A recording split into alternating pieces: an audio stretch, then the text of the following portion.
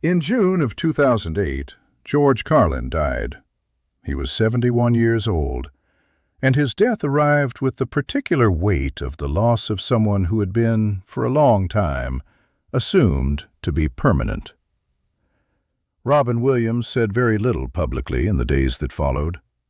He gave one brief interview, careful sentences, the words of a man who had not finished understanding what he was feeling and was not willing to pretend otherwise. Then he went quiet. He had a show scheduled. The date had been on the calendar long before Carlin's death, and canceling would have required a public declaration about private grief that Williams was not prepared to make.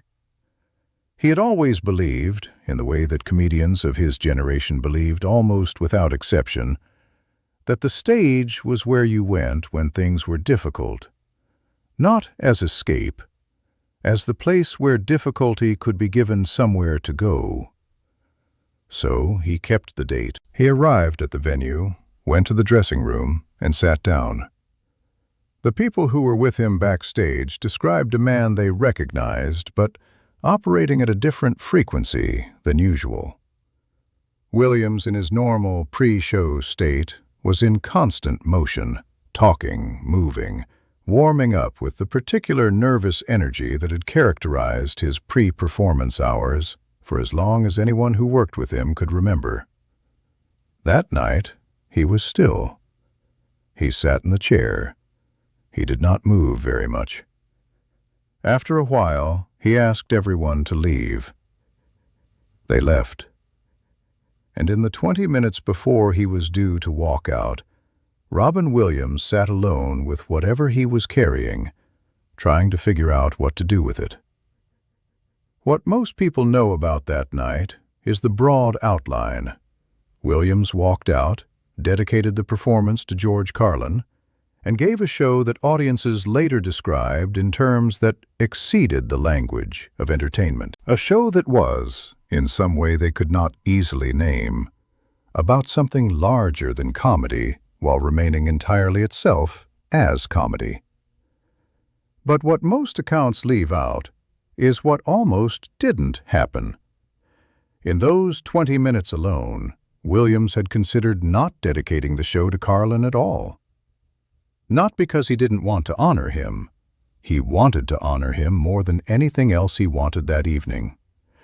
But he understood something that performers who have lost someone they respected deeply tend to understand. A public dedication is a gesture that can fail. It can become, in the hands of someone carrying genuine grief, something self-serving rather than honest, the performer using the audience as witnesses to private mourning rather than as participants in something real. He sat with this for 20 minutes, and somewhere in that time he made a decision that would determine the shape of everything that followed. The dedication would not be a gesture. It would be a promise, to himself, to the audience, and to the man whose name he was about to speak. The show would earn that name, or he would not say it. He stood up. He walked toward the stage. Nobody in the room knew what was about to happen. Not even entirely him. The stop happened mid-sentence.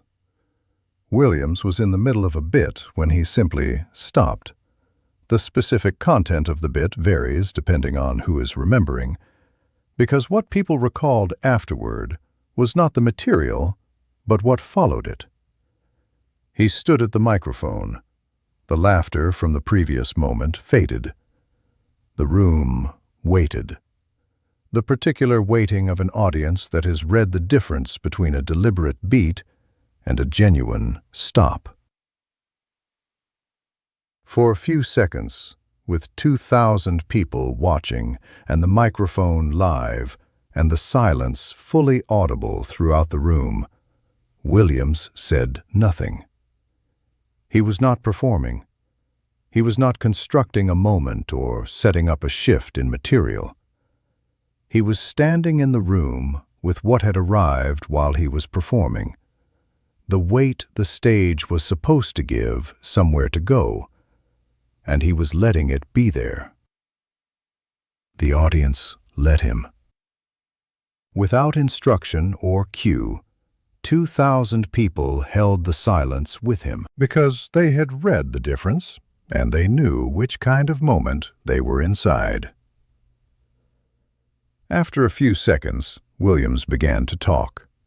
Not perform, not deliver material. Talk in the plain, direct way of someone with something specific to say, who has decided to say it without the frame of comedy protecting either himself or the audience from what it actually is.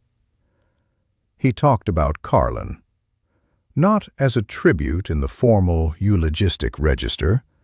He talked about him the way you talk about someone you actually knew, with the specific details that only come from real acquaintance.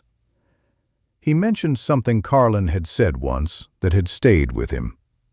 He mentioned a quality in Carlin's work that he had always been able to recognize, but had never been fully able to name. Some of what he said was funny. Some of it was not. The room held both without difficulty.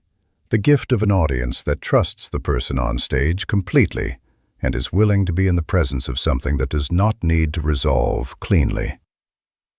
But the night was not over. What happened in the final portion of the show was the thing nobody in the room, nobody, almost certainly including Williams, had known was coming when the evening began. It had not been planned. It had not been rehearsed or considered before that night in any form.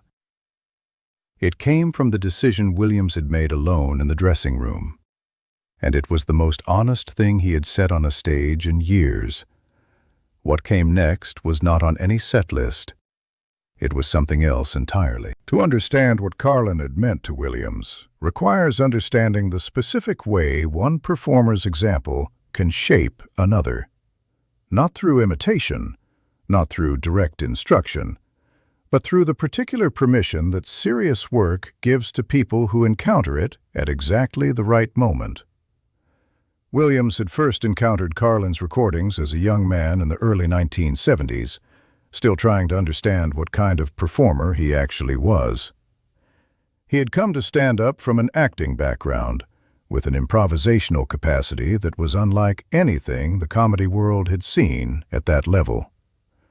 But he was uncertain. He did not yet know whether the thing he did on stage was comedy in the way the industry recognized comedy. He was fast, associative, capable of inhabiting 7 characters in 3 minutes. He did not know whether that was an act or something else. Carlin's albums arrived at this specific moment of uncertainty, not as a style to absorb. Williams would never sound like Carlin, would never want to sound like Carlin, but as evidence. Evidence that a comedian could follow a thought wherever it actually went rather than wherever the format required. That the work could be honest all the way down, without the soft landings that most comedy of that era relied on as professional courtesy. Williams had extracted from this the underlying principle.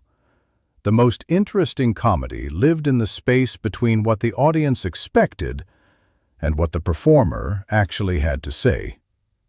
He had built his own completely individual work from that principle, and it owed nothing to Carlin's surface, while owing something structural to his example. The two men had spoken over the years, not frequently. In the occasional conversations they had, they talked with the directness of people who have nothing to prove to each other. And at some point, in one of those conversations, Carlin had said something Williams came back to.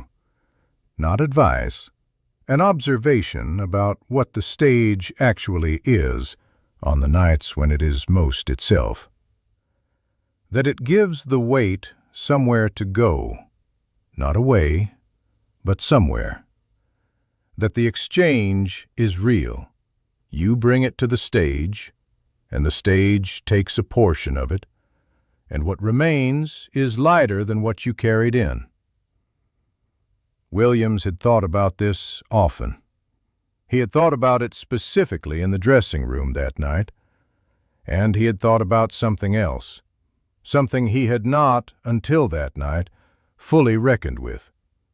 The fact that Carlin had made that exchange every single night for 40 years, had never stopped believing in it, had never decided the weight was too much. But here is what nobody watching from outside could have known as the show began. For the first 15 minutes, Williams gave the audience exactly what they had come for. He was brilliant, fast, funny, fully in control. The room was laughing almost immediately. Nothing visible had changed. And then, mid-sentence, he stopped. Not a performer's pause, a real one. In the final section of the show, Robin Williams performed material he had never performed before and has not performed since. It was not written material in the conventional sense. He had arrived at the venue with nothing prepared for what followed. What he did in those final minutes lived in the uncertain space between stand-up and genuine confession, an improvised reflection on what it means to spend a life making people laugh, and what that life costs, and what it produces in the people who commit to it fully rather than safely.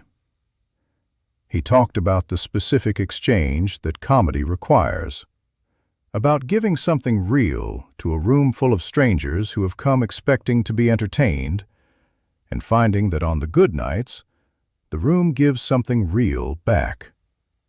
Not laughter exactly, something underneath the laughter. A quality of shared recognition that comedian and audience arrive at together when the comedian is honest enough and the audience present enough.